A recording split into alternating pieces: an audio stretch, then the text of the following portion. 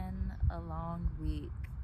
I was wondering when I was going to be able to come back out here and do a video because I've been working nonstop between both jobs and also trying to find a new job. And not even trying to find a new job. I am going to receive a new job. So I've been dropping off my resume at different restaurants so I can knock myself down to one. But I'm trusting the process, knowing that an opportunity will come up soon enough and I won't have to be as tired as I've been. But even though I'm physically tired and oh, how pretty, a red bird, what a surprise. Even though I am physically tired and a little mentally tired, I am extremely grateful. I have been taking things day by day and working through every hiccup when it comes to disciplining my thoughts and keeping myself in the right energy. And it's funny because the more you observe your thoughts, the more you realize the more I realize how much emotional thoughts I have. I am such an emotional person. I am such a deep thinker that I am constantly thinking of how I can help others, how they're living in lack or living in a negative experience, how I can help bring that realization to them. And I have to reel myself in at times and realize, like, the journey is about working on yourself within, and then you can help others around you. And I'm doing my best to stay focused and remind myself how I can envision, that great experience with my family, how I can envision that great and new experiences with friends, and not worry too much about the how, but know that where I place my attention is where I place my energy. And if I can just stay focused on what's to come, and right now, obviously, but what's also to come, I love to envision while I'm working at this warehouse right now. I just push this cart down the aisles, and I love to envision my life on set, getting booked, doing a film for months on end, having my travel and room paid for, and being able to just live in the present moment, meeting new friends, new artists, new creatives. Focusing on those things really puts me in a peaceful state, and it makes me feel good, and it makes me realize that it's coming. Live in the now, be patient. Yeah, this isn't the most ideal experience, but you're learning something from it. You are getting to meet other people from other walks of life who can teach you a little bit about where you're headed and where you're going versus, like, where they're going in life. And it doesn't make you any better or less than them. It just makes you another human learning out an experience and finding ways to be another reflection of love and light. So it's been a dope few weeks. It's been pretty cool, very humbling. Yeah, I'm just trying to enjoy the process, take things day by day. I'm still reading The Alchemist, and we will leave off shortly with another insert from the book, because I am not going to stop the journey of the book club. I am staying strong and having a virtual internet book club because I think that it's important. The last day of Mercury retrograde really did something interesting. I pray and I speak to my spirit team pretty often, and I ask for things, and I always watch them come through and deliver in very interesting ways, and it doesn't take them long to deliver. They work in a very mysterious but powerful way to where things are happening at an immediate time, and it might not be like immediate, like the next hour or the next day, but sometimes it is the next day. Sometimes it is a few days later. Sometimes it is a week later, but I always get my answer. So it's kind of like the past videos that I've said, leaning into patience is teaching me emotional regulation. It's just like having that unwavering faith and knowing that it is written and what's meant to be for you will be for you. And if you need to know something for any reason at all, if it's meant for you to experience that, or if it's meant for it to be course correct, the spiritual realm will fix it for you. You don't have to force or fix anything.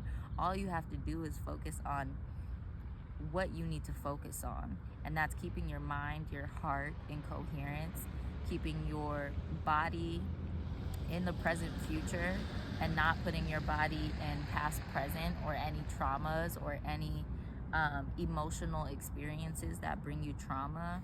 And I think it's a beautiful thing to just keep discovering how things unfold when you tap into the other side, and you're not afraid to tap into the other side by like asking those questions, saying, hey, if this is meant for me, or if I'm having the wrong perception of this person, show me in this way, or maybe I'll get a message, or they'll get through to me somehow. And sure enough, it might take days, but things always kind of fall into place like a puzzle piece. And that's what makes life beautiful, knowing that what's meant to be and what's for you will come, and what's not for you, if you don't get that answer, it wasn't meant or ready for you to receive some type of experience with not only that person, or maybe that job, or that gig that you really wanted, or I don't know, put it where it fits, but you get what I'm saying. Like, not everything is meant for you. Some things are meant for other people, or other reasons are behind it to get you where you need to go. Just like the alchemist, that detour is getting you closer to where you're truly meant to be. You just have to trust that that detour, or that next turn, or that right turn, or that left turn that you didn't expect to take, is right where you're supposed to be. So I'm feeling good. I'm feeling trusting. I'm feeling like I know everything is falling into place, and I'm really excited to see what happens this month of December. It is November 30th, and I received yesterday a collective of a collective of things. There was 3 people specifically that I had an experience with. My mom was one of them. Me and her kind of got into an argument, which helped me get to know her a little bit more, but also made me realize there's some work I need to do with how I respond to her, and how I continue to regulate my emotions, because there are certain people that can bring certain behaviors out of you because they hit those triggers so easily and so well. So it's interesting when you know you want something to work, especially when it comes to family. You don't have to, by the way. You can build those boundaries, but I am exploring and discovering how to make it work, because I know that she's only getting older, and I truly want to have some memories with her before it's too late and I regret it years later, honestly. And every time I do appreciate what I find and discover about her, which is always something new. So I do appreciate that. And then someone that I went to a concert with back in like May, I guess was feeling some type of way because he had feelings for me, and I just was looking at him like a friend. And that took a twist and turn, because who would have thought the last quarter of the year he had to get some shit off his chest about how I made him feel. And I didn't really have much capacity to hold space for him, but I did give him an honest apology and let him know, like, just because we aren't compatible, it doesn't devalue who you are or what, you're going towards in life. It just means that you have some work to do within yourself, because you looking to me for clarity isn't going to change anything about who you are as a person. You need to work on your insecurities and the lack that you're feeling for the need to have that clarification and those answers fulfilled by me, because I can't fulfill you. Only you can fulfill you. And just me doing the work on myself has given me the opportunity to hopefully share some insight with others in a respectful way. And I hope I said everything that needed to be said that was helpful. And sometimes you realize that sometimes you may not always be able to get through to people, and that's okay too, because you can only meet people where they are. And some people aren't in a space to be ready to receive everything that you've worked on personally. So it's like it takes time for others to really embody and discover what they need within themselves in order to be happy with who they are and secure with who they are, without feeling, these rejection wounds, or like they were feeling delusional, or they need to know, like, is it because I'm underwhelming, or is it because I'm inadequate? It's neither here or there. It doesn't make you less than because I didn't want to choose you. It just means that we weren't in the same walks of life at that time. And was I attracted to you? No, but that doesn't mean that you're not attracted to someone. So that was interesting, but I think I handled it with grace, or as much as I could, because I was a little annoyed, I'm not gonna lie, because once you kind of explain something and you apologize and they keep digging and digging for more, it's like there's nothing more to uncover, there's nothing more to find. It's all within yourself, and you need to find those answers within you. I've given every answer I could give you for the sake of you needing to feel comfortable with who you are and letting you know that you've done nothing wrong. I'm just in a different place in my life, period. And if I didn't see you that way in that form, it doesn't take away from who you are or what type of woman you're going after.